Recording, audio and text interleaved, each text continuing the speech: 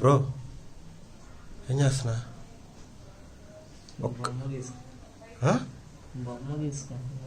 ఇంత టాలెంట్ ఉంది కదా, ఎందుకు యూజ్ చేసుకో ఇన్ని రోజుల నుంచి నువ్వు?